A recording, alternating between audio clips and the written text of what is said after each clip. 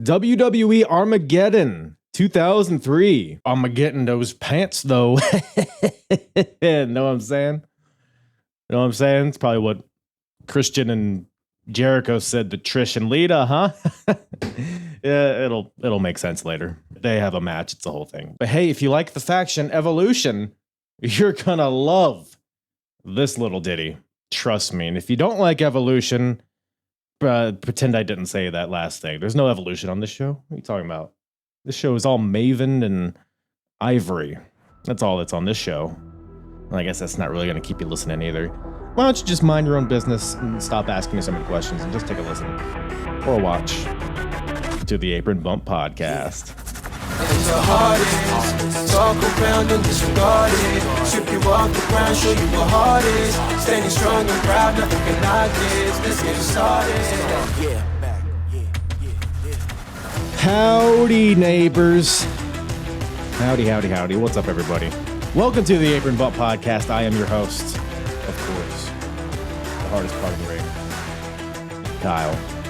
I am so fucking red, dude. Jeez Louise. I'm just looking at myself in this camera. I think it's... Okay, so I just got out of the shower, right? Let me start off hot. Let me start off hot here with the question for you folks. How often do you change your shower heads? Assuming... I mean, I'm talking to wrestling fans, so I'm assuming you guys take showers. But... No, because I feel like growing up, we just had a shower head and it lasted like decades. But every time I get a new shower head, it lasts like 6 months and then it just becomes like the water starts dribbling out like a morning erect penis piss. It's a great band name, by the way. But I just got a new shower head and I feel like now a fire hose is right in my face. So now my face is just burned. It felt great. But, man, I don't really know where I was going with that. Hold on. I got something. The water pressure was pretty high, but not high enough to watch Take two. The water pressure was pretty high, but not high enough to wash the stench of Armageddon 2003 off of my face. Come on now, folks. We're having fun.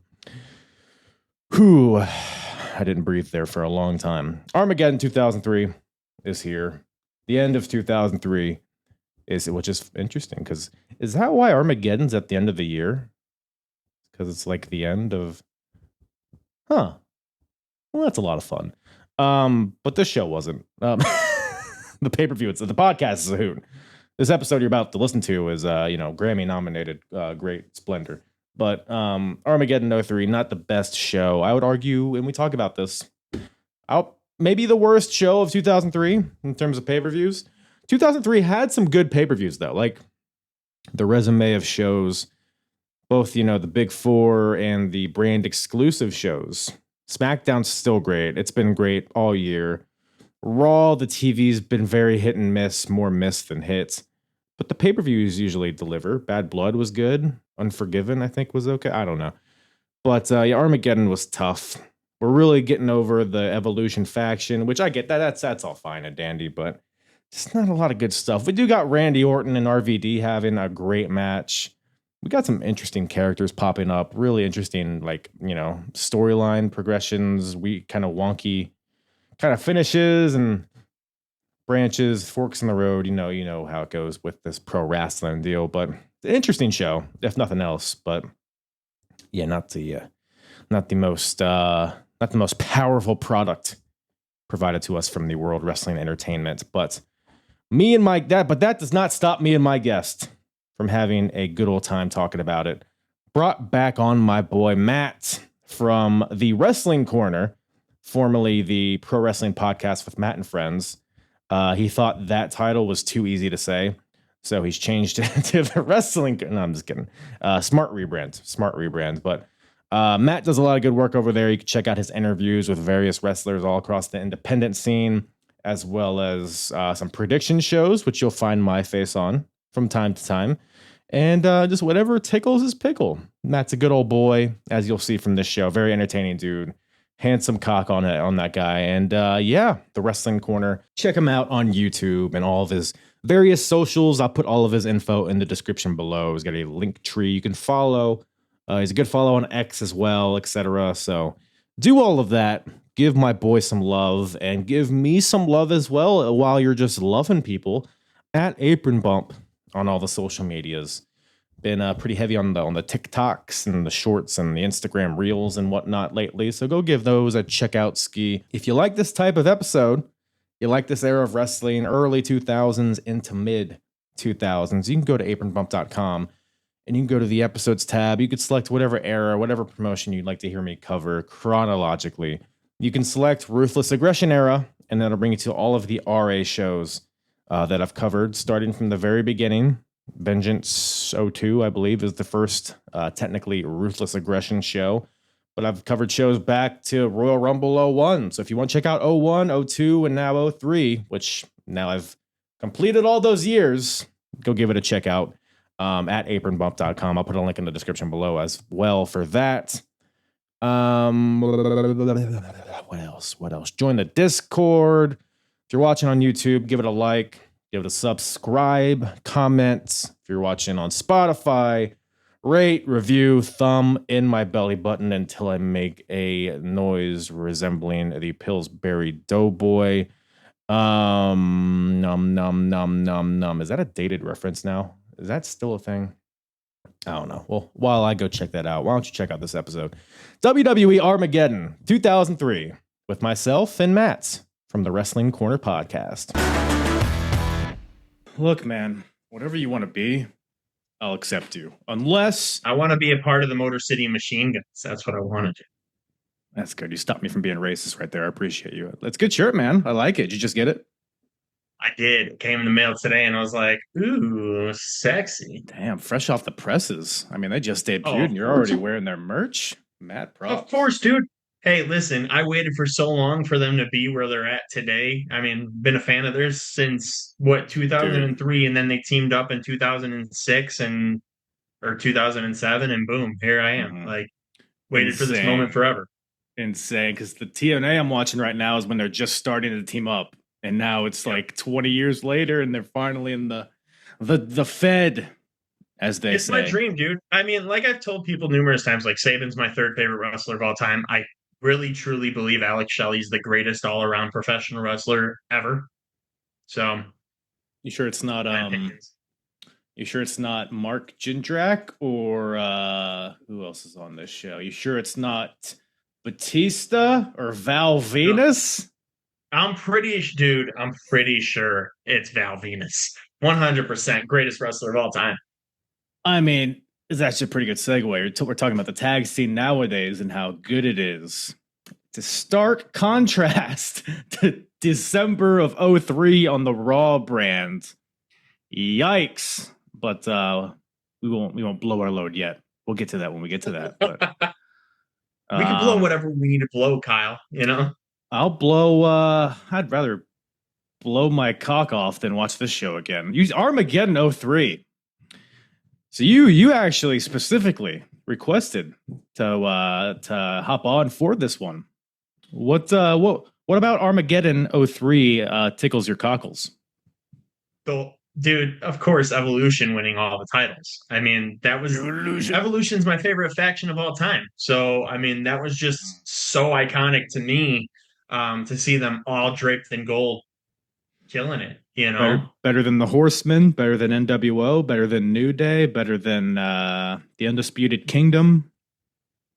Undisputed Kingdom's number one. I mean, no, let's do Jericho Appreciation Society. There you go. Right, that's a good one. What was MJF's one that he half-assed started? It was with Wardlow, FTR, Sean Spears, The Pinnacle. Well, no, there was that, and there's another one. It had Stokely in it. I think like Lee Moriarty was in it. Big Bill might have been in it. Yeah, that was we don't even talk about that because that was like a 1 week thing, and then it just like gone. So bad. Well, Evolution is definitely not the worst faction, given that information. But As you can Yeah. tell, I'm moving, by the way, just so you know, there's boxes in the corner. I thought that was like an evolution poster in the background. I was like, man, what are the odds? What is that No, back that's there? her business. Her business. Oh, okay. Four gentlemen Gotta looking at s- you as you sleep, right? Dude, four gentlemen looking at me. I had Bloodline up there as well. I had Undisputed Era. I had Street Profit. I just had a bunch of dudes looking at me while I'm getting undressed and ready to Hey, shower and, everything I need to do, It's weird. whatever Playing with does it for you, myself. man. No one's judging here. A judgment-free zone on the apron bump. Oh, absolutely. So yeah, Evolution. I mean, this is the Evolution show. Basically, not a lot going on otherwise. No. Yeah, I mean, Evolution. It's a weird because technically they've been a faction for like a year at this point, but they didn't really get going until pretty soon before this. Injuries to 03. Batista, Randy and Batista were injured for most of 03. Yeah.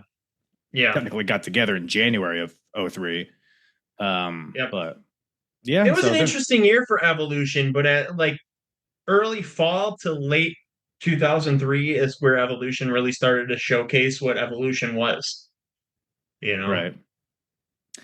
Yeah, I mean, in hindsight, obviously, you see Batista and Randy in there as the young bloods of the group, and we could know what they would go on to do. So obviously, it's probably one of the most successful factions for sure, as far as elevating new talent. And Triple H. Oh, yeah. I mean, the faction ran Raw for a few years, so depending how you look at it, yeah, definitely one of the best for sure. I don't know if this show, rewatching Raw in this time period, man, it's just not It's a lot of interesting. good.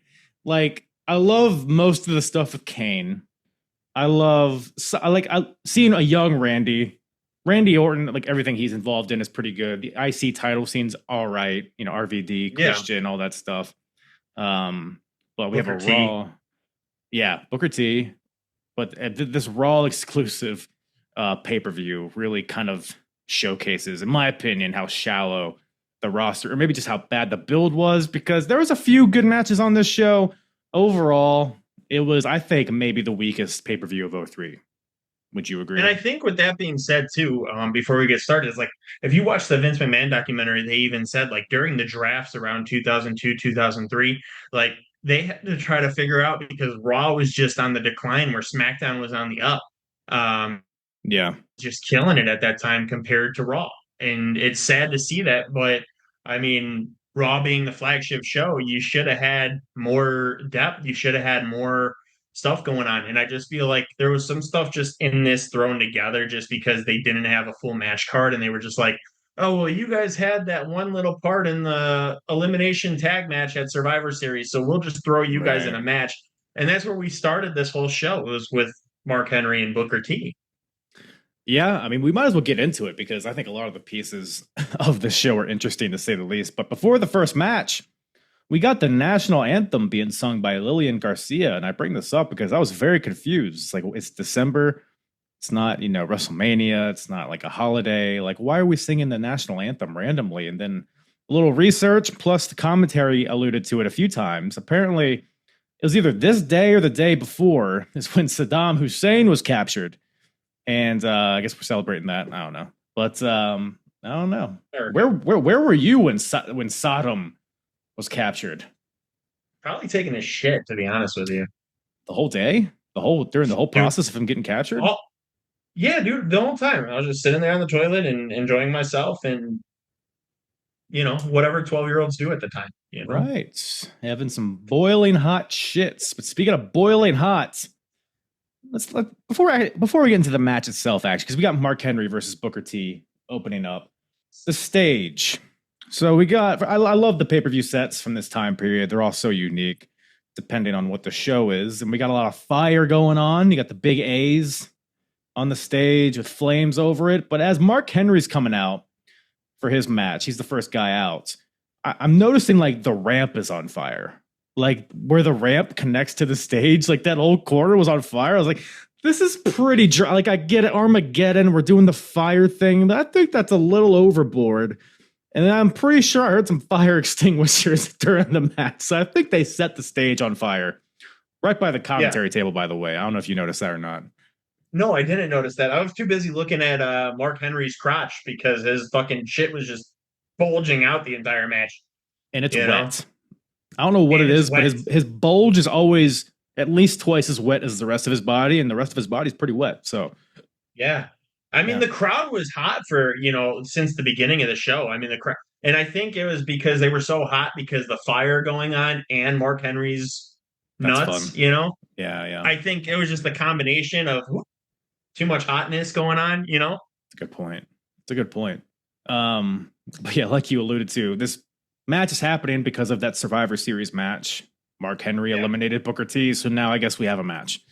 And they've been at odds on Raw in the weeks before this. They had even had a street fight at some point, which so they had a street fight on Raw, and now on the pay-per-view, we're just kind of a regular match. I don't know. Why not put the street fight on Armageddon? Give some sort of flavor and texture to the pay-per-view. I don't know, whatever. Just a random match to open the show. The match is fine. Like you said, the crowd's hot It's not for a it. bad match. Not a bad match at all. There's a few points where Mark was a little sloppy, but he's still, weird to say, he's still pretty green at this point. A lot of injuries have plagued him, and I think he's about to get injured again, if I remember correctly. Yeah. Not in this match, but overall, I mean, Booker's Booker. Booker was showing, he was doing his Booker things. Crowd seemed to be hot for him. Mark, big bastard, scary looking. I get, them trying to make him a prominent part of the show, but ultimately, Mark Henry loses to the scissors kick out of nowhere, basically. And Mark goes for a power bomb, which he kind of just slips and drops Booker, but Booker gets up and just hits a scissors kick out of nowhere, which is the second Booker hit one scissor kick earlier in the match, and I think it got a 2 count. Henry kicked out. Yeah, crowd was super hyped for it. By the way, I mean, they had him. It was like a good match. And then a second scissors gets the win for old Booker. So, no, overall, what'd you think about this one?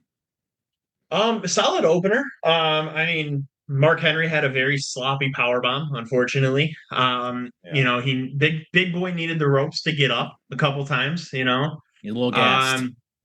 Crotched Booker T in the back of the head at one point. That was a very fun time. I did like that. Yeah. I mean, all in all, I've just always enjoyed watching Booker T. Do his thing in the ring. His missile drop kick has always been fun for me. I don't know what it is, but I always love a good Booker T missile drop kick. Right. We didn't see a spinneroonie in this match, so I was kind of heartbroken. That's a good point. Yeah. But other than that, I mean, we see Mark Henry give Booker T a good hug in the middle of the ring, which was very sweet. What a guy. It was a bear hug, but it was still a hug nonetheless. But very good match. I mean, very solid opener from some openers that we do see. I thought it was good. Out of 5 stars, I gave it a 3. In between, I didn't think it was too bad, but I didn't think it was too great either. The 3 came from just Booker T alone because I mean he was pretty much wrestling himself. Right. But other than that, the only thing that Mark Henry was wrestling with in that match was how his attire was adjusting to his penis. You were super fixated on the bulge of the world's strongest man. I was, and it was so mesmerizing. I was watching it with my fiance, and I was just like, "Molly, look at this!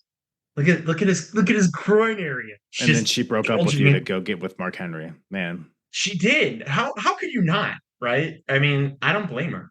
Yeah, I mean, the bulge. His hair might be gray. He might be bald. That bulge is still there. That dick is still there. You know what I'm saying? Like it only gets bigger with age. So. Oh, bigger with age. I mean. At least I hope so. He gives birth to body parts. I mean, I don't think he gave birth to the hands. Right. But you get what I'm saying. Like he took part of producing the hand. That hand was his cum. Yes. Which was very interesting. Right. I don't know how you come and get a hand, but hey, bravo. I mean, technically, that's what's supposed to happen, right? You're supposed to have a baby with 2 hands. So it's really just a baby with no other body parts when you really think about it. Yes, just one hand, and the rest of it stayed inside of Mae Young. Still there to this day, some may say. That's so weird. I can't believe that happened, man. strange. But yeah, I mean, it was a solid opener. Yeah. I can't talk shit about Booker T. He was in part of the first match that I ever watched, so I love Booker T. Always have, always will. So I can't talk negative about this match at all. You know? Was it Booker versus Christian the first match you ever saw? I think I Yes, remember. sir. It was Bad Blood, right? Was that the first show you watched? No, that was somebody Yes, else. I Bad think. Blood Maybe it was. 03. It was Bad Blood Yeah. 03. What year? Good Yeah, match, 03. though. Yeah. Yeah, I mean, But Booker T had some solid matches in 03, and he just got better and better. Booker he T was was always top tier. he was reliable for sure. And yeah, like, because I didn't remember this match, so I didn't remember who won this match. And I was kind of surprised to see Booker win. So I was kind of wondering, like, did they have plans for Booker, or did they maybe just like lose faith in Mark Henry, or did I they think just the want to second. do? Yeah, yeah. I mean, I don't know. Like he, like we said, he was a little sloppy in this one, but you know, he had his time to shine. That running, you said crotch to the head. I guess that's the best way to describe it. It was like like Booker was on the second rope, leaning against it, like in a 619 position, but Henry just a flying asshole to the back of the head, which the crowd was like, "Oh my god, what the hell?" So he was doing some good stuff, but yeah. If you're around Mark Henry, just watch the back of your head. Yeah, or just watch his asshole. Make sure it doesn't touch the back of your head. Yeah, just don't watch his dick, because I did, and I was stuck on that for about 10 minutes. So. He still is. You're going to be dreaming of that. You're going to be dreaming of that. Usually. Speaking of dreams, the next match was solid. I was going to say, speaking of dicks. Well, before the next match, we're in I guess Eric Bischoff's office, and he's with Chris Jericho and Christian. We're going to be in a match later in the show against two ladies, Battle of the Sexes. But and we'll touch more on that story when we get to the match itself. But Eric's talking. He's like, "Oh, why did Booker win? Nah," because we're still, back to that Survivor Series, Team Bischoff versus Team Austin deal. And he starts talking to the Chris's, and they're blabbering. And then he hears Mick Foley's music, who is the new co-GM of Raw as of a few weeks before this. So Mick Foley comes out in a suit, which is pretty jarring. He gives us some news. So on Raw, he started a petition for fans to sign. Fans can sign online or in the arena to bring back Stone Cold Steve Austin. And Mick is telling us that it's reached 1 million signatures. And he says that's a cause for celebration. And what other way to celebrate than bringing Stacy Keibler out in a cheerleader outfit to show us her fat twat? Yes. Thoughts? Man, I'm going to tell you what, Mick Foley, I don't think ever ages, right? It's so crazy, because I feel like this dude has looked the same for 40 years. His whole life, yeah. Honestly, man, I gave Stacy's cartwheel a 7 out of 10. Just a 7? Just a 7, man. Mick Foley had an 11 out of 10. That was pretty hot. I'm not gonna lie. Yeah, it was something. So they're dancing. No. There's, you know what? Obviously, Stacy's one of a kind, so you can't shit on her cartwheels or her legs for days. I mean, why have her wrestle in a match? She's here to be a cheerleader, right? And just do a cartwheel. I've never understood. Like, I know it's 03, it's a different time, but I've never understood the fetish with cheerleaders or like schoolgirls. Are you into that? You into role play at all? Yeah, actually, the whole schoolgirl thing was my fantasy back in the day. Luckily for me, my fiance's a teacher. So you're the schoolgirl in this scenario. I am the schoolgirl. Yes, sir. Mini skirt and all. Right. She takes the ruler out once in a while. She has to. Oh, okay. I see. Especially when I've been naughty, Right. Catch that on the Wrestling Corner Patreon. Yes. As these cartwheels are happening, we hear the music of Evolution, which brings out Randall Orton and Ric Flair. Orton grabs the mic and he's like, "Yeah, the party's over."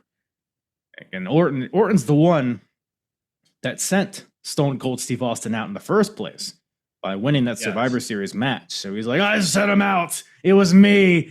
And then he's getting in Mick's face, and Mick's like, oh, you want to go? And Mick starts taking his jacket off, which I'm like, whoa, too sexy. Let's calm down, Mick. Right. But he's unveiling a referee shirt because he's going to be refereeing the next match, which just so happens to have Randy Orton in there. Good thing Randy's in his wrestling gear, because the next match is Randy Orton versus impromptu match Mick Foley made. Let's go. Come on now. This Mick Foley, his GM work just off the cuff like that, super impressive. Right. He should have been general manager this entire time. I mean, he was a great commish back in the day with the gavel and all the tomfoolery. So yeah, shout out. But here he is the special guest referee for the Intercontinental Championship match. We got the champion, Rob Van Dam, taking on Randy Orton. By far match of the night, I would say. Yes. What are your thoughts? Honestly, their chemistry was off the charts. Van Dam versus Orton, absolutely incredible. Probably one of my favorite IC title matches in general. I something about them together was just special. I think Van Dam can work well with anybody. Orton can work well with anybody, and I think just the chemistry was just there. Very cool opening sequence in that match. Word for word, forgot what happened exactly. But I do know that match was fantastic, and I just was mesmerized by the entire thing. Like you said, match of the night, mostly. Man, Van Dam selling, no. I'll tell you this. Nobody can sell like Van Dam. Van Dam's just incredible. Right. And it's interesting watching this because we take maybe some of the stuff Randy Orton does now for granted. But that draping DDT he does on RVD in this match, which I could be wrong. This could be the first time he ever did that move. Yes. It was like right around there. I don't know if it was that match specifically because I didn't watch the lead up to it, but I know it was right around that time because if I'm not mistaken, he started doing it on the top rope at first, like the top turnbuckle. Yeah. And then killed Van Dam with it, and then was like, well, I'll just make it a little easier so nobody else dies. Right. Well, RVD takes a fucking DDT like nobody's business. His neck like contort. He's like double jointed in the neck somehow. I don't even know how that works. Yeah. But he looks like he snaps his neck on this draping DDT. And I think you're right. I think like on Raw the next week, I think he does it from the top rope to RVD. And he's like, well, that's a pretty badass move. I guess I'll just keep doing it for the next couple decades. Kill people. Yep. 100%. He sold that DDT like a champ too, though. Like 100%. Yeah. No, RVD is one of the best sellers of all time for sure. This match was just incredible. Probably one of my favorite Van Dam and Orton matches in general, like solely. And of course they were together.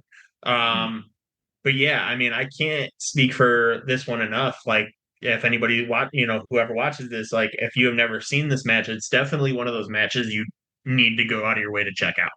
It was a really solid match from top to bottom. No, yeah, like you said, their styles, they just meshed so well together, like different styles. But the way RVD is able to contort and bump made Randy look like a killer. And Randy's still super new at this point. So whatever you have to do to make Randy look good is going to be super valuable for the future. So, yeah. Like you said, like at the beginning of the match, like all the chain wrestling and reversals, like super smooth and fluid, like just a stark contrast from the previous match. Mick Foley's in there. He doesn't get involved too much. He's really just there to kind of neutralize Ric Flair on the outside. There's some point where that's towards the end where Flair has like brass knucks and he's trying to hit RVD with it, but Foley knocks him off the apron. Like, no. Yeah. It just clobbers him. The one and spot Orton that really clobbers Van Dam with an RKO. Dude, yeah. And again, another move where RVD, the way he sells it, it looks like a life ender. But that gives him the win. RVD could get hit by a bus and sell that fantastically. Like I don't know what it is, but Van Dam can sell literally anything. He could sell a paper cut. Like, dude is absolutely insane. I mean, the way he sells when Rob goes to the top rope and Randy pushes him to the outside and Rob just flies into the barricade from the top rope. This looks devastating. Then Randy gets out there, hits a beautiful drop kick on the floor. I mean, Van Dam's taken that bump quite a few times where he hits the barricade and flops around. And I don't know how this dude's still walking, to be I honest. don't either, man, but he's still killing it. I mean, rumor is he's about to show back up on TV, so who knows? I think, is that next week that happens? Yes, but I think you'll be posting this probably after the fact. Right. So yeah, crazy to see Rob on NXT last night, right? Yes. Too Cold Scorpio showed up. Fucking Hack Myers was there. It was wild. It was wild. Big Cash, he shows up. Chris Candido, rest in peace. Somehow he's there. I can tell you have a very specific era of ECW that you've watched. Just Incredible was there. Roadkill. I mean, all the stars. All the ECW zombie. He was there. Ezekiel Jackson. I do think Ezekiel Jackson will show up. Memes aside. Too. And Vladimir Kozlov and William Regal, all three together. Right. Well, Zeke is the current ECW champion, so it would only make sense. Yes. Longest reigning. Yeah, longest reigning champion of all time. All time. Any promotion. Ezekiel Jackson. He's the GOAT. I always say it. He's the GOAT. Is something domination. But hey, we got Randy Orton winning his first title here. So big moment. Like you said, he follows up with the RKO, gets the pin. And I do like this little detail because Foley and Orton have been at odds for a while. Yes. Foley makes the 3 count, and you can see on the replay as Foley hits the 3, he's like, damn, like as he's counting. So just little things like that tie this whole thing together. And yeah, just a pleasant match to watch. If anybody is thinking about watching anything from this show, this would be the match to watch for sure. I would have thought you would have went with Mark Henry. I would have went with Mark Henry. Groin. Right. If you just want one frame to look at all day, definitely his wet package. But speaking of wet packages, we got 2 packages versus 2. What's the female packages. equivalent? What's the female equivalent of pack? Is it still package? Boxes? Box 2. Oh, is that why they call them boxes? Like as a opposite of package? Makes sense. I thought a package was the same thing as a box. No, not necessarily. Well, technically, like if you mail something out, you put the package in the box, right? Yeah. So I guess male that connection. Would make sense. Yeah. Inside, outside. Yeah, it all checks out to me. But yeah. Usually you address your boxes too, you know what I'm saying? Like or undress your boxes, you know what I'm saying? Ooh. You like that? You like I'm doing your nipple I right do there? like that, dude. I can't wait to undress your box. You know what? We got Battle of the Sexes here. We got Chris Jericho and Christian versus Lita and Trish Stratus. I mean, okay. Do you remember the build up to this, right?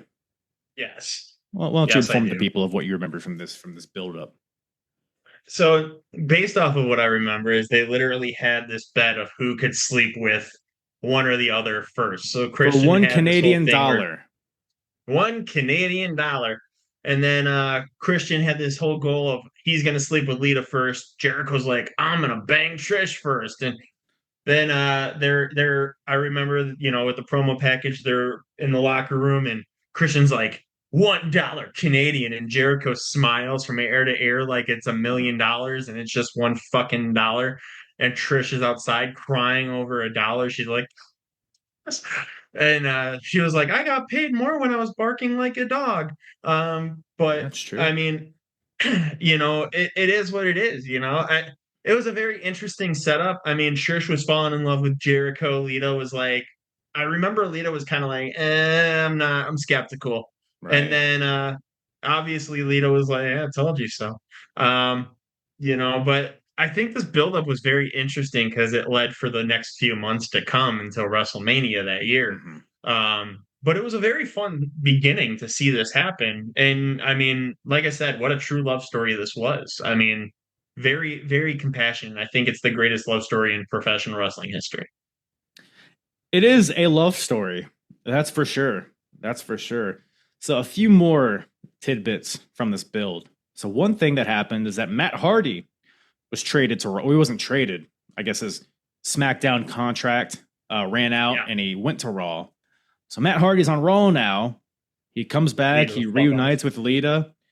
He has a match, I think, teaming with Lita or maybe like by her side some way. Whatever the case is, after the match, Matt Hardy gets on one knee like he's about to propose to Lita. But then he ends, I forget what exactly he says, but he's like, nope, psych, bitch. I'm trying to remember. What was the reason? He was like, you held me back, or oh no, he was like, you never came to SmackDown and saw. It was some stupid shit. Matt Hardy's a dick, is the point here. And Christian, because remember, Christian's trying to nail Lita, as he says.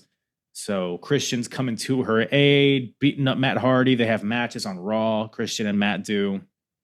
Christian, It's kind of ironic that Christian was trying to bang Lita, but Edge finally did. it's a whole circle, a vicious circle, triangle, square, whatever it is. But Eric Bischoff's team at Survivor Series, which Christian was on, as was Jericho, every member of that winning team got a special favor from Eric Bischoff. It could be whatever.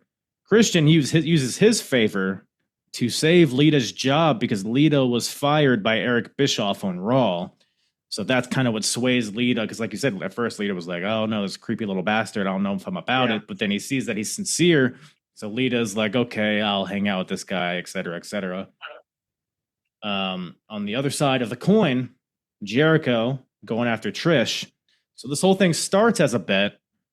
Your meeting will end in 10 minutes. Oh, do I got to start a new fucking meeting? I thought Probably. Well, I'll finish this, then we could probably start a new one. But yes, Jericho, it started as a bet, but Jericho ends up actually having feelings for Trish, which we get subtle allusions to this in this match. I don't know. I kind of have problems, a few problems with Jericho and his selling of the story within the match, but I guess we can get into it. He was like back and forth with how he felt. Like he was like, I want to beat the shit out of her, but I don't. Right. Because the earlier segment, Christian was like all gung-ho about this match. He was like, yeah, we're going to show those women what's what. And Jericho's like, guys, I don't know if we really need to do, because this is all Eric Bischoff's idea, by the way. Yeah. Which, by the way, as the entrances are happening, JR compares Eric Bischoff to Saddam Hussein, which I don't know if that's exactly apples to apples, but I see where he's coming from, I guess. Who do you think's worse, Eric Bischoff or Saddam Hussein? Jerry the King Lawler. Yeah, that's the correct answer. I knew you would get it. Yeah. I knew you would get it. But yeah, I mean, the match is like, it's a silly fucking match. It's an intergender match. There's no punching to the head of the women, but there's elbows to the faces of the women, which I guess is okay. I think, didn't Jericho like deck Lita or something with an elbow to the face? Yeah. Or and JR was like, well, he's not using his fist. It's okay. He's like, is it though? It was very interesting. I mean, the match, consisted of Trish getting spanked by Jericho, which I wish was me. Right. Who doesn't want to get spanked by Jericho? Everybody does. It consisted of Christian taking Lita's top off like it's a bra and panties match, and then paying for it with a royal shot to the nat, which was fun. Probably why Christian now steals other people's children, because he can't have any more of his own. So you think that all stems from him getting kicked in the nards by Lita? I do. I think this has been a 20-year build-up to where he's at now. Interesting thought. I might have to mull that over for a little bit, but it makes sense, just from the initial. No, I think so too. I mean, granted, he had a kid like years later, and that was his first and I think only kid. So what I'm saying makes no sense, but we'll just imagination. But we've seen the match pretty much end with Christian rolling up Trish like it's the greatest victory of his career, which JR actually said, like, it's like Christian celebrating like he won the World Heavyweight Championship. Right. And I was like, nailed it. Which I guess when you pin Trish, it is the greatest victory of your career. Sure. Yeah, I mean, like, I don't know. The overall story here, Christian's the dick. He has no problem beating up these women. But Jericho is where my issue comes, because he doesn't want to hurt Trish, because he actually likes Trish, even though Trish doesn't think so. But Jericho has no problem just kicking the shit out of Lita. Good Lord. He tosses her into the barricade. He's doing back elbows. I mean, he's clobbering her. But we're supposed to empathize with him, I guess. Is the thing. He's like, I love Trish and I would never beat up a woman, but Lita, I'm gonna kill you. Right. So it's like, I don't know. Like, and then Christian gets the roll up out of nowhere because Jericho's consoling Trish. He's like, I'm sorry, are you okay? And then Christian sneaks up behind Trish, rolls her up, and then Christian's celebrating, and Jericho's like, kind of indifferent on the situation. Christian's like walking up the ramp, and Jericho's like, let me cry because my love is pinned by Christian. I don't know, man. I don't know, something about the way Christian folded her up, I think, was why she turned on Jericho at WrestleMania the following year. So, well, it's interesting. I had that in my mind watching this match. I don't think Christian ever hit Trish in this match. I don't know if they had this planned out that far ahead, but maybe the seeds are being planted inside me. So, I don't know. Yeah. Any other nuggets on that one? It's a silly thing. It's planting the seed for WrestleMania. It's something different, like the women getting some moves in on the men. It was kind of fun. Pretty short match, maybe like 4 or 5 minutes, but it progressed the story, so it wasn't terrible in my opinion. It was okay. I mean, I think it was a good in-between match filler for sure. Yeah. For big names in the wrestling business now, you look back and you're like, this is what they had them doing. But yeah, I mean, at the same time, I think, it kind of helps shape where their careers are now. So I mean, can't take anything away from it. It shows how big Trish and Lita are at this point, if nothing else, if they're in the ring with like Jericho and Christian. So I don't know, man. I don't know. We'll see how that progresses. But got me pretty wet. Speaking of wet, the wettest man of this entire show is up next, and you know who it is. Ric Flair. Actually, yeah, you might be right. The second most wet is Batista. He's here. Yes. And he is here to face HBK, Shawn Michaels. HBK versus Batista, one-on-one on a pape. This is Batista's, I don't know if it's his first big match here, but it's definitely the biggest match of his career at this point. So, yes. I don't know. How do you think the Animal did here? I think the Animal really tried to stop the show here. I think, well, first things first is Batista, also like Orton, said that he ended Steve Austin's career. Right. We can't forget about that. And now he has to fight one of the greatest of all times, and in this match, I would have absolutely loved to also punch Ric Flair in the face and skip away like Shawn Michaels did. I thought that was genius. Who wouldn't want to punch Rick in the face and then skip away scot-free? He was all up in his shit, to be fair, so he kind of deserved it. Literally and figuratively. But I mean, very smooth baseball slide under Batista's legs to the outside of the ring and then decked Flair, right, which I thought was very, very smooth. It was a glimpse of like the old school cocky Shawn Michaels, the way he just casually did it and like you said, skipped away. I like that a lot.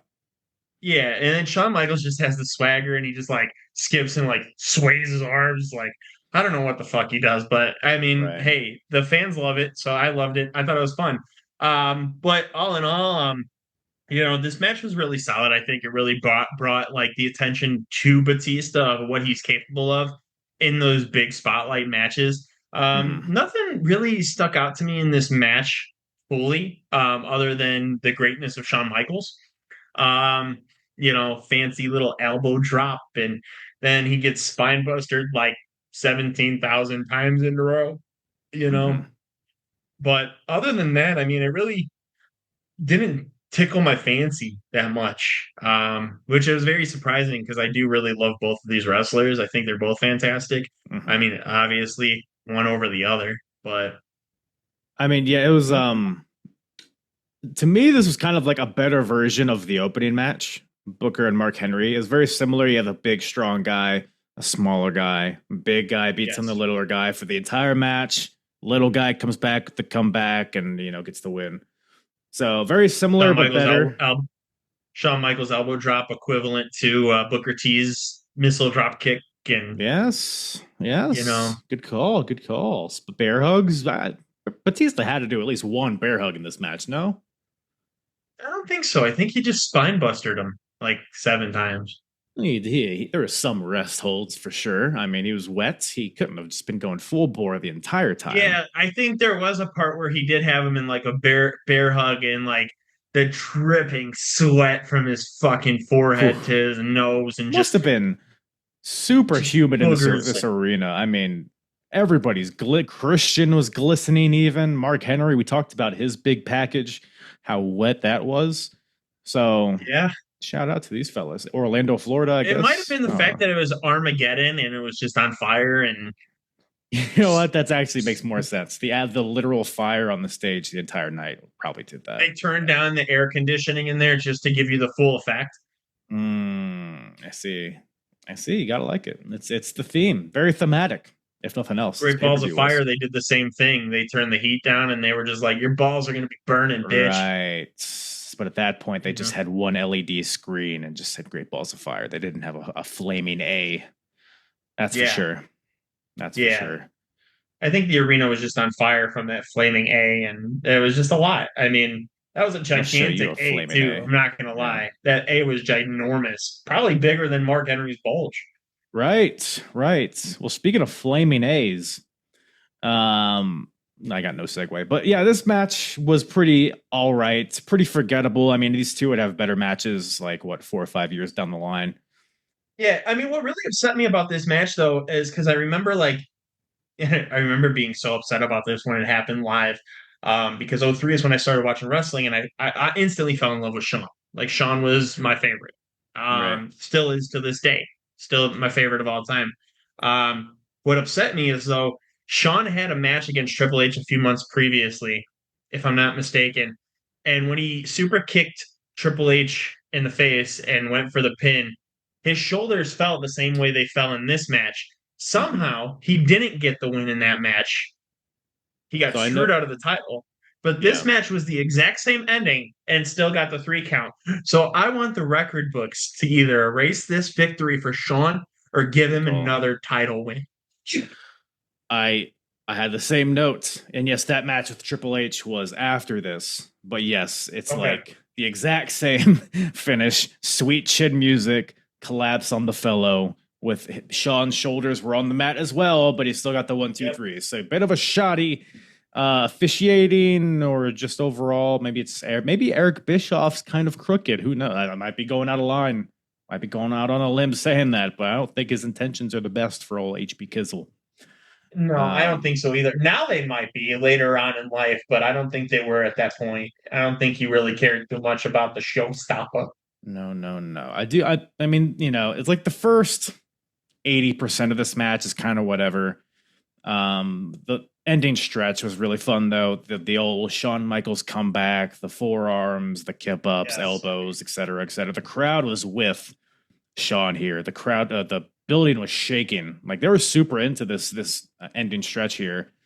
Like when Shawn's tuning up the band, everybody's banging, doing it with him. He goes for the sweet chin music. Banging. You've seen them throw each other across the fucking barricade and just start fucking, I missed that. I need to go review the tape and see. Maybe I had that in my dream last night. I might be mistaken. I watched a lot of wrestling fans fucking each other during the Shawn Michaels Batista match. Right. It's a bit of a suspicious thought. Probably a dream. Probably very strange. I don't know if I agree with myself on that. That was a little strange, out of pocket. But hey, we're here on the Apron bump. There's a lot of out of pockets. There's no in pockets. All pocket pussy. In pockets. Right. Yes. 2 of them.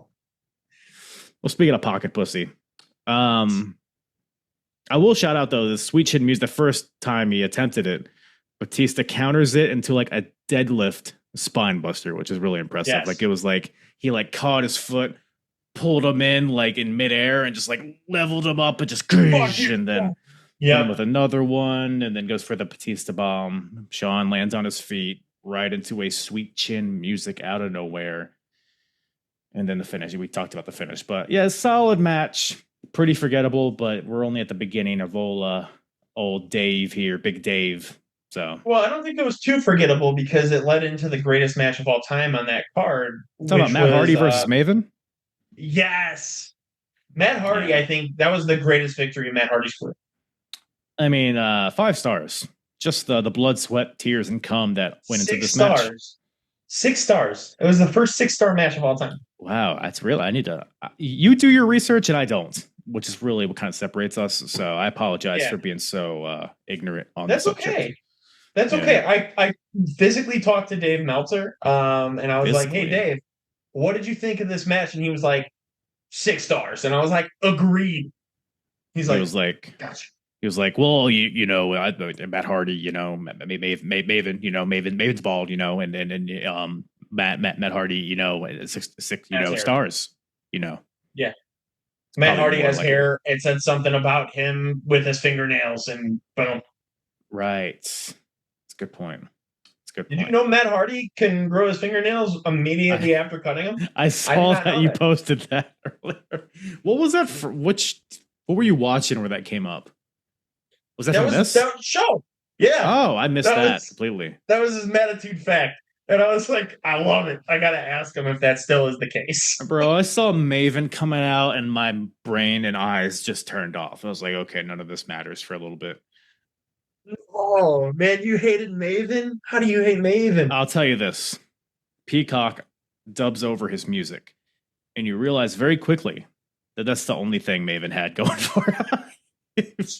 He was create a superstar #1.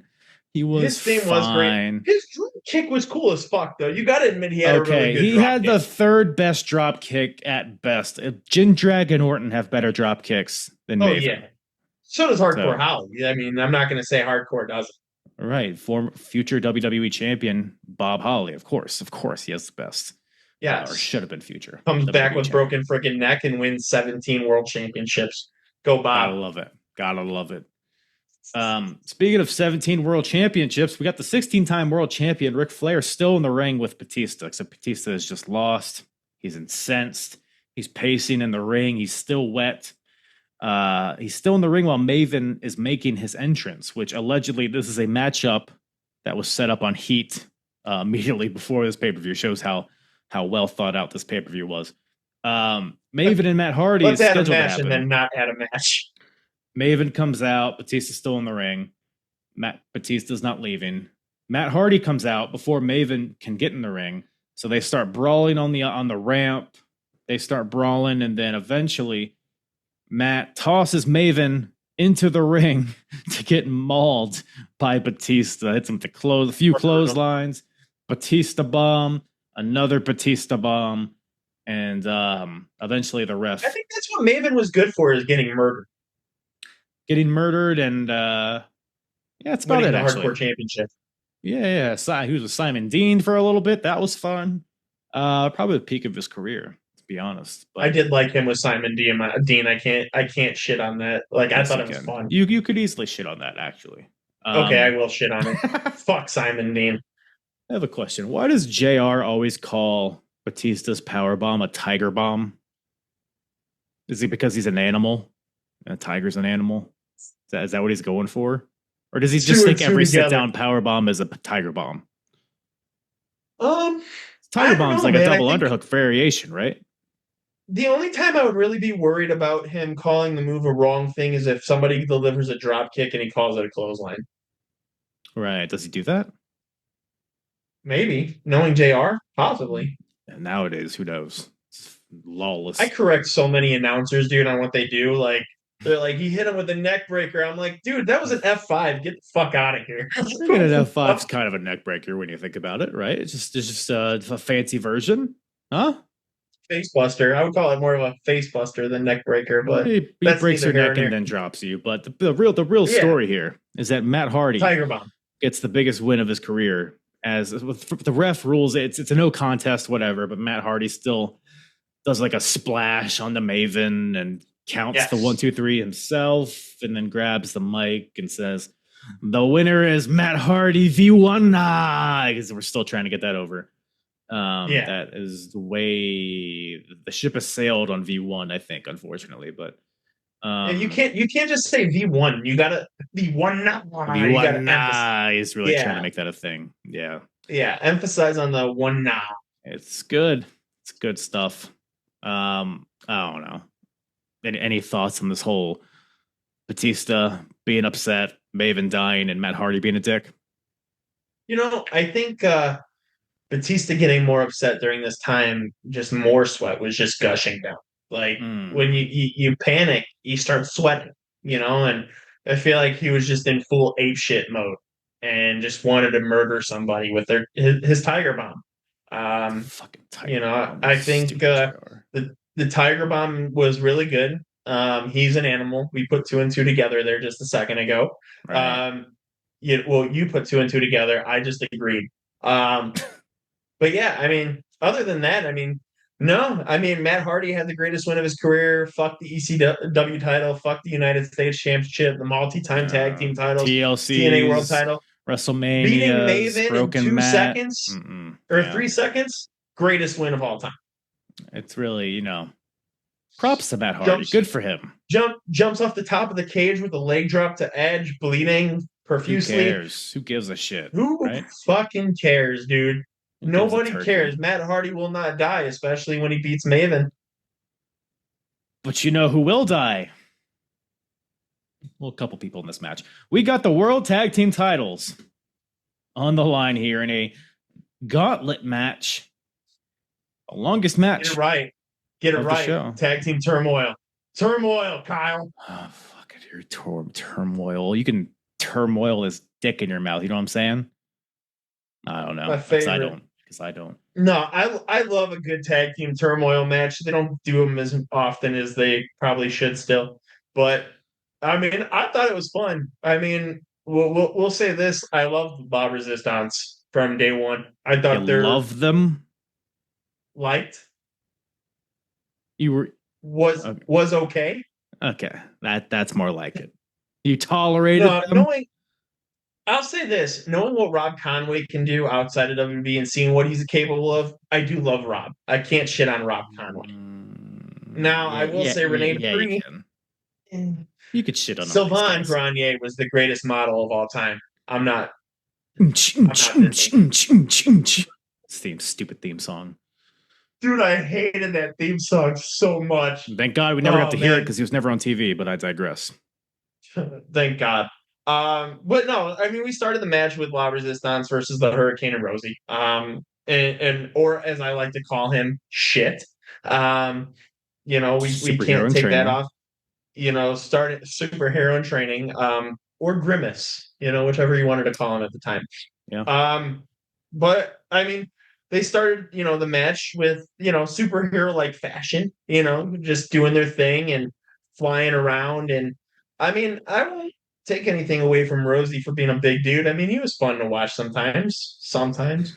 There's one point in this match where somebody in the crowd, you can hear, because the arena's quiet because nobody gives a shit about this match. One guy in the crowd's like, "You suck, fat ass." Jesus. He was talking about the Hurricane. Probably. Yeah. Nah, I love the Hurricane. Hurricane's my all-time favorite superhero, so more than Nikki ASH, more than Mighty Molly, more than who else? Scripps. Who? Scripps from NXT. Scripps a superhero? I guess he was. Dude, he had some Axiom. No, Axiom I do love. I can't say. Yeah. No, but Hurricane, I liked his gimmick since day one. So I've always been a fan of his. I mean, when Hurricane and Rosie eventually won the tag titles, I was a big stan of theirs, and coming from watching pro wrestling in 2003, I thought this was a fun time. Being 12 years old, who doesn't love a good superhero? You know what I'm saying? So, I mean, the beginning of this match, it was okay. I mean, obviously the heels did some heelish shenanigans, but not like Jin Jackson and Cade did after the fact. I mean, obviously, I'll tell you this: the move that they do where Rosie sits on the top turnbuckle and Hurricane climbs on his shoulders and does a splash, it's pretty badass. Fantastic.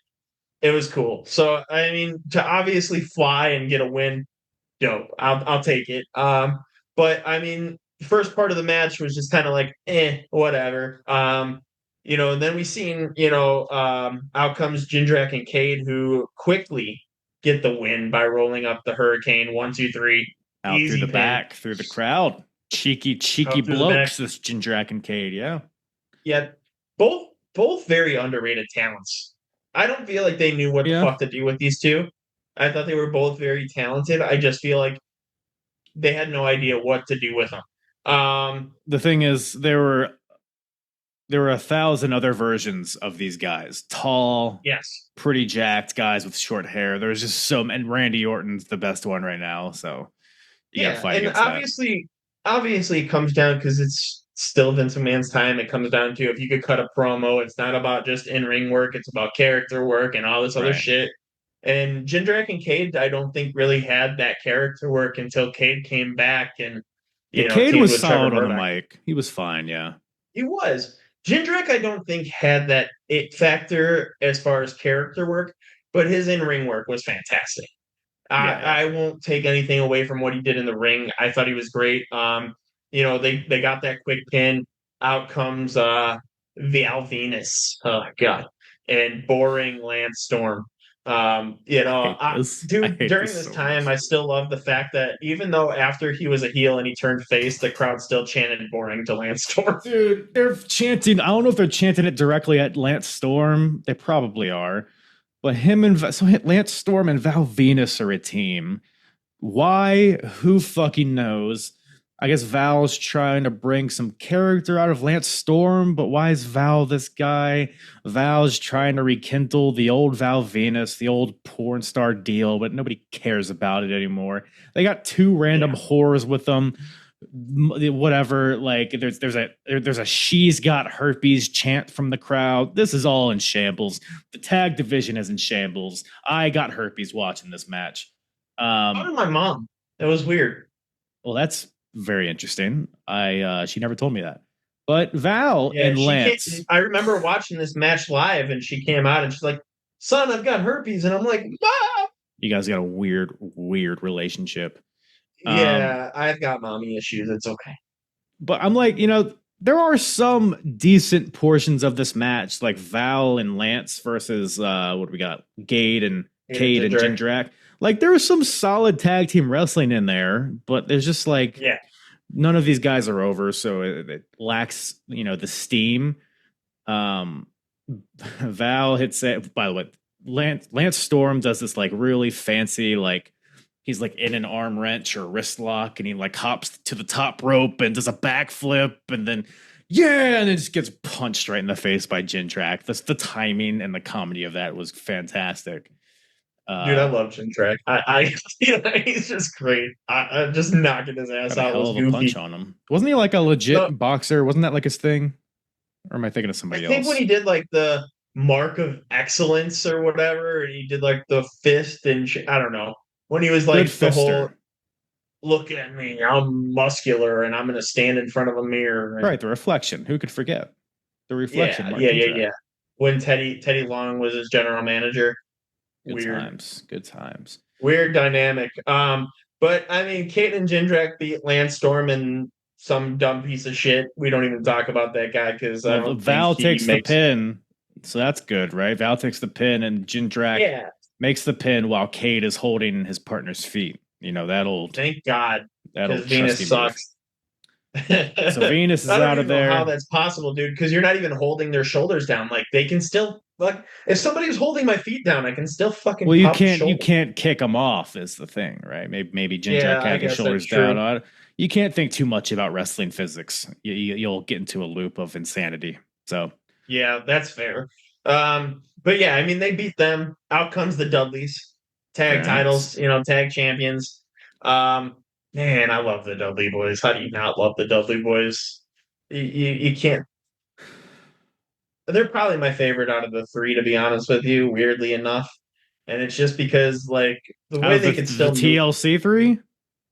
Yeah. Oh, weirdly suck enough, my asshole. Best out of the weirdly 3. Enough. I think it's because the overhype on Edge and Christian and the Hardys, like everybody sucks their dicks too much, and there's so many like good tag teams, and I feel like the Dudleys don't get the love that they deserve. So like I like to try to be the outcast. You know what I'm saying? Nah, I love the Hardys. I love Edge and Christian. I love the Dudleys. I don't know who I love more out of the three, to be honest with you. Motor City Machine Guns. Boom. There you go. Above all of them. Easy. Val and Lance Storm, Oh. better than all of them, of course. We all know this. Yes. No, Val Venus and Lance Storm, I think, are number one. Of course. But besides that part, the Dudleys come out, go against Cade and Jindrak for a little bit. Cade Pretty and good Jindrak match. do their little. Pretty good little mini match here. Oh yeah, for sure. And I think what sucked about this is I feel like afterwards they didn't capitalize on the momentum that Cade and Jindrak built in this match because they were doing really well, and I think they were just like, you did what you did. See ya. We didn't get much from them, which sucked because I thought they were incredible. I thought they did great together. They were fun to watch, but you know what would help is if Jindrak and Cade had matching gear, which sounds silly to say, but it's so clear that they're just two individual dudes mashed together. Like Cade has these awful blue tights, just plain young boy blue tights, and Jindrak has whatever he's wearing, so they don't feel like a team. Same thing. I thought the same thing, and unfortunately, sometimes teams can get away with not having matching gear. Sometimes depends on the wrestlers.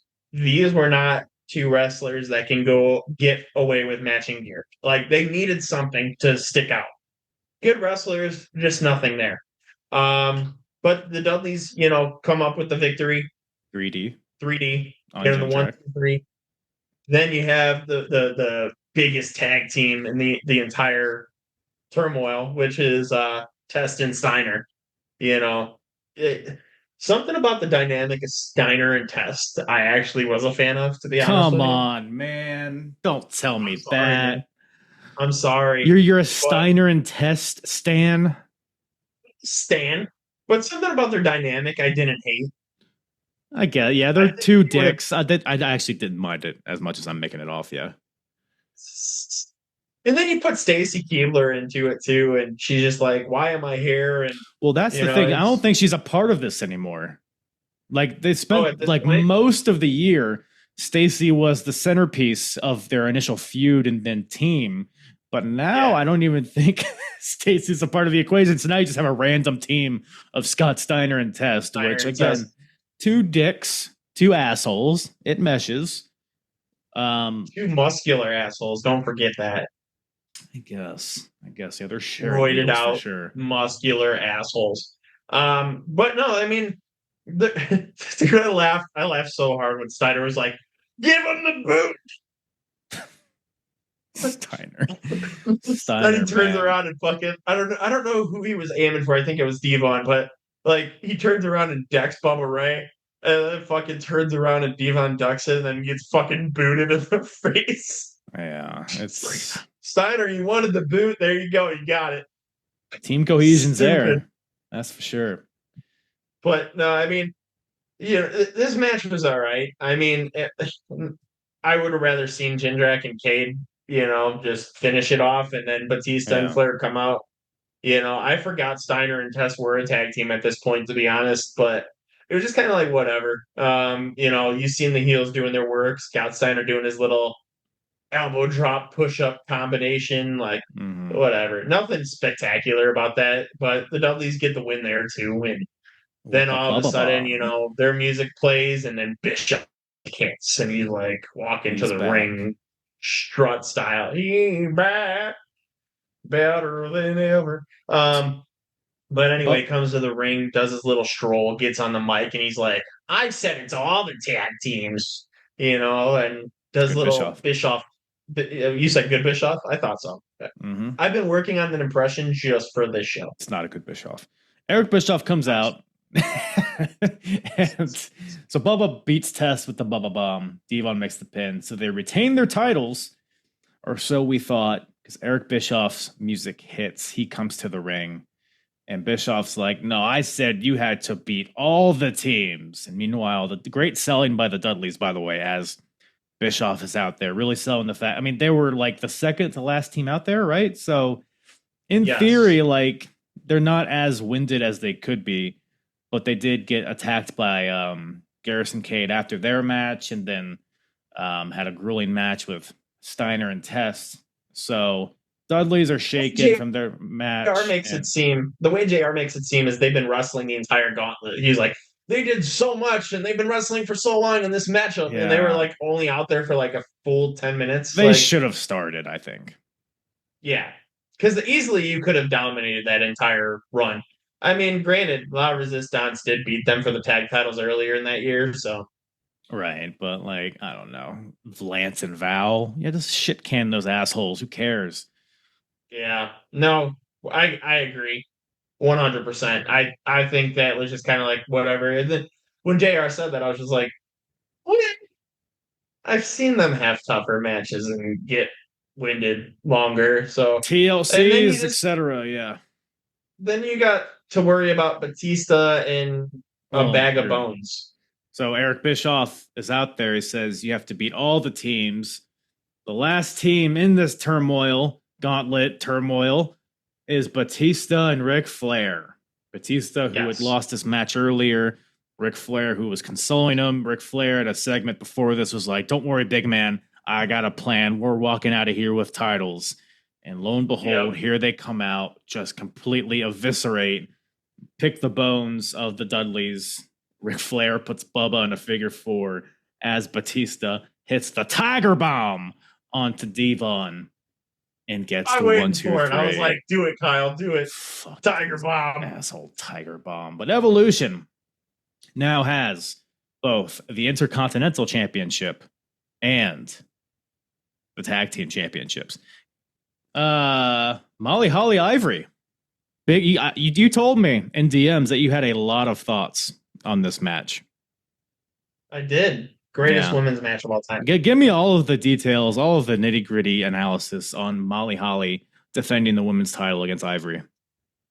The match consisted of a catapult over the ring, or the ropes, from Ivory to Molly, and a smack from the exposed turnbuckle. I mean, that's pretty much the basis of what I got. Whew. So this is a dead as a division can get at this point. Molly Holly's the champion. She's good. Like, Molly Holly and Ivory, both good, whatever. I'm not trying to shit on them individually, but man, you got Trish and Lita involved in something else, and hasn't been any effort given to build anybody else. I don't even know if Gail Kim's still around or not. Like, Victoria, I think they're about to turn her. So it's like not a lot going on right now. And apparently this match was just added based on the commentary in this match. It seems like it was, because commentary was fucking atrocious. It drove me crazy. Oh, yeah. First of all, it's so quiet. They were mumbling. Like, I don't know if this is like an audio level situation or if they're just like, I don't know what to say, so I'm just gonna mumble. Hopefully they won't hear me anyways. They're talking about how Molly is sexually frustrated. That's her character. Entire time. The entire fucking match. We got it. It was just Jerry the King. The King was just like, Molly sexually frustrated. Molly sexually frustrated. Molly sexually frustrated. I'm like, dude, Molly is not sexually frustrated. Like, the gimmick, she's a virgin. That's her gimmick. And then JR actually prompts it. He's like, Molly, she has like a frustrated look on her face. I don't know if it's physically frustrated, emotionally frustrated, or and King's like, maybe sexually frustrated. And they go off for, I mean, the match isn't that long, thankfully, but the stuff, I mean, it was a classic 2003 women's match.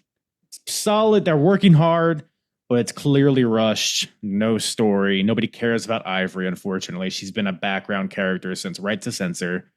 Molly Holly's fine here, but she's not super over either. So, nobody cared. It was sad. Holly wins, roll up, counters, whatever. Right after she gets hit with the turnbuckle. Yeah. She's okay, guys. She's okay. Well, yeah. So just a waste of time here. I don't even know why they bothered with this match. Honestly, I'd rather just give me Matt Hardy and Maven again. Who cares? Yeah. Make that one longer. Nah, man. I mean, it sucked because like I do like Ivory. I do like Molly. I think they're both very talented wrestlers. I just think like now the women's division doesn't get the focus it deserves, and I feel like sadly it's just kind of like an afterthought altogether. 9 times out of 10, Hmm. Ivory kind of well, Kiana James, who currently wrestles, kind of reminds me of what Ivory used to be. Like very talented. I think she can carry herself very well. It's just about getting the opportunities. And I feel like Ivory really didn't get many opportunities, even though how talented she was as well.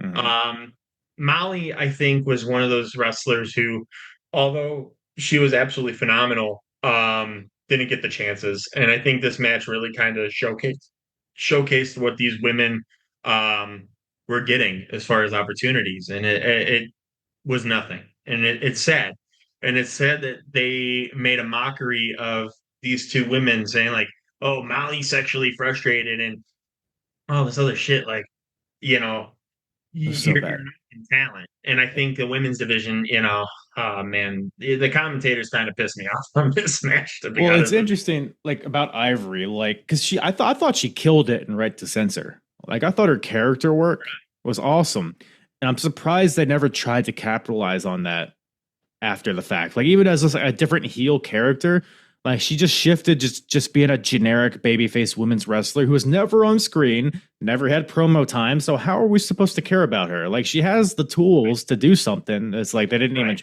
like Trish and Lita were great. Like even better right. than I think a lot of people remember, but they just put So was no effort. Victoria. So Victoria was good too. Molly's good too. Like Yeah. I don't know, man. They had the tools, but didn't have. It was just the times, though. It was those the times. Women were eye candy, as we saw from the fucking cheerleader debacle early in Stacy the Keebler. show. Yeah. Mick Foley with the better cartwheel. Yep, 100%. Course, the best cartwheel. But we have a little main event ski on our hands now. We got the World Heavyweight Championship on the line in a triple threat match. The champion Goldberg defending against Kane and Triple H. Um, I guess I didn't hate this match. Like the whole thing is like Kane and Triple H are kind of teaming up on Goldberg until they don't, and then Kane Right. kicks the shit out of Triple H, and then it all topples from there. But I don't know. I mean, I expected to hate this match because Goldberg and Triple H didn't really have good matches, but Kane has been a probably the MVP of Raw in 2003, I would say. So I enjoyed his kind of interjection into this, but I don't know. Overall, what'd you make of this match here? So, I mean, it sucks that you say that about Triple H because, like, I think during these times Triple H wasn't having his best performances, and that really saddens me because I do love Triple H. I do think Sure. he's a really good wrestler. Um, so it kind of bums me out that he wasn't putting on the capable matches that we knew he could do. He's been like Um, injured most of the year too. Like he had an injury in the beginning of the year with the matches with yeah, Scott Steiner. Then he had the groin injury and had to wear those fucking yeah. biker shorts. So I think he just now has gotten rid of the biker shorts. So I guess he's healed at this point, but I don't know. Yeah, and at this point, Goldberg was what, champion for a month? He won it at Unforgiven, which was September. So I think we're like 2 or 3 months. 2 or 3 months. Okay. Yeah. So yeah, I mean, the match was all right. It was fine. I mean, probably a 3.5 star out of 5. Okay. Um, so I mean, I've never really been the biggest Kane fan when he was unmasked. Like 2003 when he first unmasked, great. The whole stuff with Shane McMahon, Van Yeah. Dam, leading to this point, up until he feuded with The Undertaker at Mania, like he was golden. And then Hmm. just kind of sidelined. People afterthought. I mean, the whole thing with Snitsky, but that's neither here nor there. Um, I never was a big fan of his. And I don't know what it was. And honestly, this era, this time, 2003, was the only time I've ever been a Goldberg fan. Um, my dad would shit on me because Goldberg is his favorite wrestler of all You didn't time. like his WCW stuff? At the time of WCW when he was there, I never watched it live.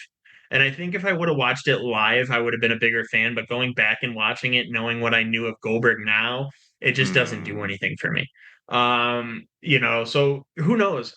If I would have watched WCW back then and stuff, if I would have been a fan of it, like maybe it's possible. But like at this time, 2003, like I was like, Goldberg, fuck yeah. Like he he was my guy, but then like after that, like the whole match with Brock Lesnar at Mania that year following, just whatever. After Yeah. after this championship reign, it was just kind of like fuck him. I was gonna But I say, mean, like, you're talking about Goldberg here. Like, I'm wondering, does he already not give a shit? Do you think? Like, is he already have like one foot out the door? I think so because you could kind of tell that he's just kind of like whatever. Um, and I it's mean, sad to see that because like you're yeah. still under a contract. Like you should still wrestle to your fullest abilities or capabilities until your contract ends. Like, how bad does that look on your behalf? Like, but whatever. I mean, they got him back eventually and all this other shit. So, Yeah, but I they mean, definitely Goldberg almost. redeemed that match for sure. Yeah. Oh yeah, for sure. Goldberg pretty much died from the big boot from Kane early on in the match. Kane's propped Yeah. in the corner. Goldberg runs face first into his Oh boot. yeah. Fantastic. Loved it. Kane got cracked by a steel chair in the skull. Probably why his political views are shit. Yeah, trauma. Yeah, I mean, it's Head trauma. like I said, Kane and Triple H are teaming up on Goldberg here, like right from the beginning. Goldberg has his bursts of offense on, like he'll start beating up on Triple H, but then Kane will take him down from behind, or vice versa. And that's kind of the story here. There's some miscommunications between Kane and H. Like you mentioned, Triple H swung a chair at Goldberg, but he ducked and hit Kane by accident. Yep. I mean, there was one part here too where Triple H went for a neck breaker on Kane, and like he fell down before Kane can fall, and Kane's just like, and I was like, dude, that has to be the ugliest neck breaker I've ever seen, and Kane just fucking falling back like he's fighting for his life. At one point in this match, JR just outright says, "This match is bowling shoe ugly, but man, they're just gigging the shit out of it," or whatever he says. Yeah, neither guy is known for their finesse.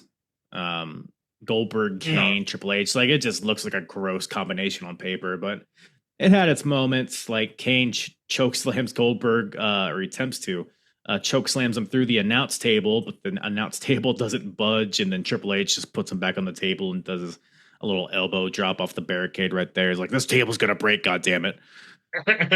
I laughed so hard when Triple H is like to Kane, he's like, no, we're okay. And then Kane turns back and he's like, fuck you. It throws him to the fucking steps. Yeah. It's like, we're not teaming up against Goldberg. We're going to go one-on-one here. And dude, I mean, Kane just gives him this stare like, are you fucking kidding me? And Triple H is like, no, my bad.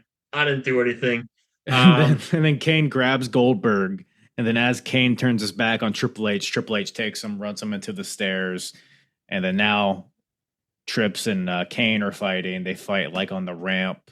At one point, Triple H goes for a pedigree, but Kane counters it into a backdrop on the ramp. They get in the ring. He did that by the announce table. Was it? Okay. Oh, there's a choke slam on the ramp is what happened later. Yes. Murdered Hunter with a choke slam on the ramp. Triple H just laid out. Kane picks him up, starts carrying him to the ring. Like, we're going to end this now. Comes back into the ring, eats a spear for his troubles. Probably why Kane eventually put his mask back on. This match was so ugly that he was just like, I got to hide in shame. Maybe that's why he had it initially, but. For sure. Yeah, the finishing stretch here is interesting. So Goldberg spears Kane, then he spears Triple H. Then Randy Orton and Ric Flair come out to help Triple H. Goldberg takes them both out easily, hits another spear to Triple H, goes for the pin. Kane breaks it up. So it's just a weird, clumsy kind of finish here. Yeah. What's the deal with Goldberg and Kane just like choking each other? Like, are they seeing who's going to pass out first? Like, is that the story? Like, they got both guys like got the other guy goozled by the throat. Goldberg doesn't do choke slams. I don't know what he's thinking, but ultimately, I got no comment there. I think they just wanted to see who would. You're big into choking, so you probably don't have an issue with it. Yeah, I'm big into choking. Choking is my favorite. Put two arms. But yeah, no, I mean. Choking is my favorite. But no, I mean, I don't know. I always hate that scene where one guy chokes and the other guy chokes. Like, okay, one person's gonna get choke slammed. We I know mean, it it's gonna works happen. when like it's two guys that do choke slams, but Goldberg doesn't do choke slams. So why is he all of a sudden grabbing a spear, the bald piece of shit? Spare the Jackhammer. No jackhammers in this match, by the way, which what is Goldberg without a jackhammer? Just a spear guy? Fuck him. spear guy. And a guy who goes through announce tables almost. Tries to. Yeah, tries to. But I mean, we've seen Kane choke slam Goldberg eventually there, got the little choke slam up and drops him down. Batista comes out, grabs fucking Kane's legs, and then he doesn't even throw Kane back. He's just like holding him back, and Kane's like, no, let me get the pin. And then Triple H is like, shh. We need to paint the whole story. So Goldberg and Kane are choking each other. They're choking each other, and then as they're choking each other, Triple H hits a low blow onto Goldberg, which allows Kane to choke slam Goldberg. And like you said, Batista pulls Kane, just kind of holds him back while Triple H makes the pin, which is important because a choke slam wouldn't normally take down Goldberg, but a low blow choke slam, I guess, is enough. He got hit in the nuts pretty hard. I guess. But whatever. Triple H wins, new champ. Triple H wins, lol. So now Evolution has all the gold, which is what this whole pay-per-view is here for, is for that closing shot. Trips with the world title, Flair and Batista with the tag straps, Orton with the Intercontinental title. So if they're trying to get Evolution over, I guess it was a success, but maybe. And I think, in all honesty, this was the first time we've seen in a little bit was the whole faction winning gold at the same time. And I think that was the last time we've seen it up until the cabinet when JBL and Orlando Jordan and the Bashams. The cabinet, bro. Is that your favorite? That's actually your favorite faction, right? Oh, dude, I love me some Orlando Jordan. Was it Mark Jindrak in that? Is that what you said? No. Oh, no. He was in Kurt Angle's group with him, Luther Reigns, and Kurt Angle. Dude, I'm so dreading going through 2004. Jesus fucking Christ. I dread it for you, dude, because 2004 was not... That's when Charlie Haas teamed with Rico. Oh, God. Nothing good's happening. 2004. The only good thing about 04 was Orton winning the title for the first time. Against nobody, right? He just won. He just won the title. Who did he defeat? Don't worry about it. Yeah. Yes. Don't look the match up. Just know he won. Right. Oh, man. But I mean, decent show. I mean, granted, I give it like a 3.2 out of 5 stars. I don't think it was anything specifically great, but I don't think it was one of the worst pay-per-views of all time. I think it had like its mixture of up and down. But there was some moments that spoke to you, especially with that final shot. Evolution winning the titles and all holding the titles up. That just kind of made Evolution for what they were, and I think that's what solidified them as one of the greatest factions of all time. Yeah, there was enough good on this show to make it not like an all-time bad show, but man, that stretch from like once Shawn and Batista ended, and you had all that Maven, Matt Hardy shit, then you had that tag team turmoil, then you had the women's title match. There was like a stretch of like an hour where I was like, Jesus, can we just put a bullet in my dick and make this end? But yeah, not terrible. Got Evolution over, I guess. Now on to 04, where the greener pastures. I guess the first like quarter of 04 is kind of fun, right? You got Eddie winning the title, Benoit winning the title. You got some fun stuff in there.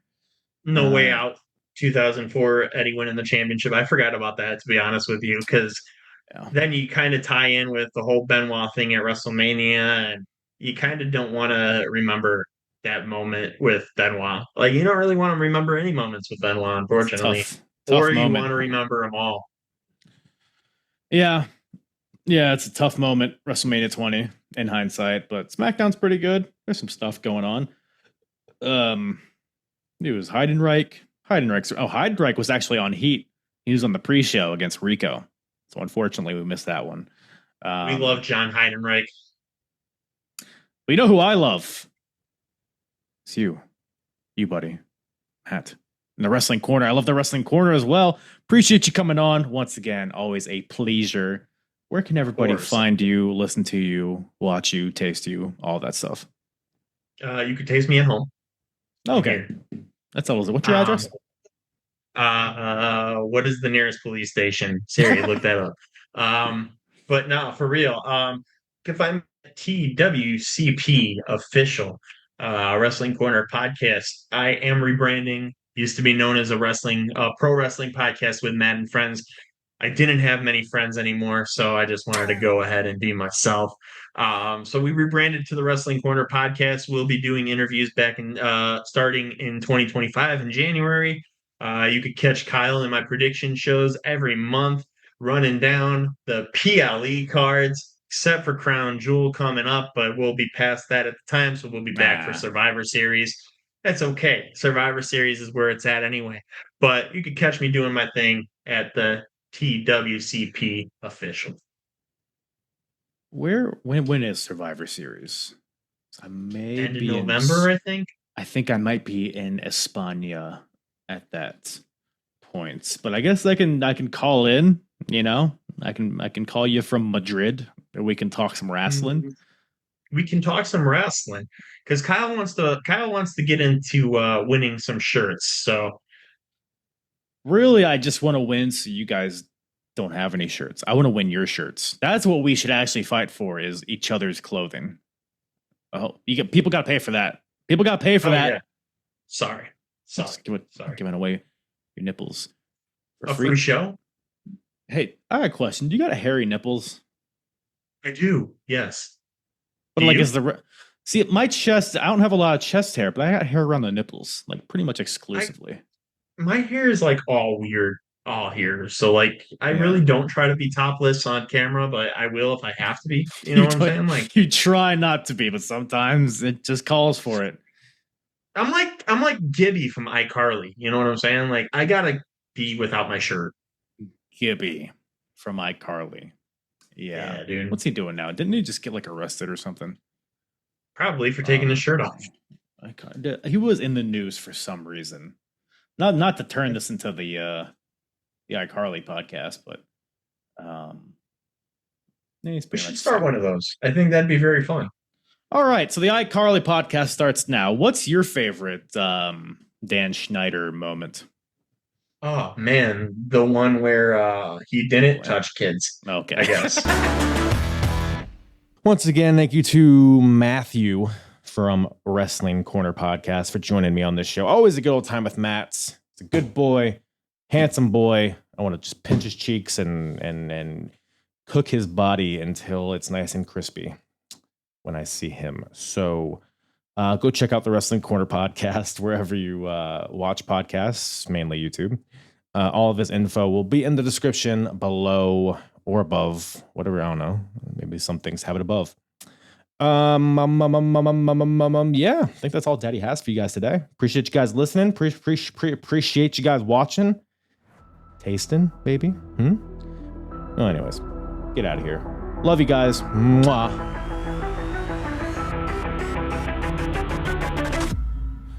Yeah. I'm hard. It's the hardest. Talk around and disregard it. Strip you off the ground, show you what hard is. Standing strong and proud, nothing can knock it. Let's get it started. It's the hardest. Talk around and disregard it. Strip you off the ground, show you what hard is. Standing strong and proud, nothing can knock it.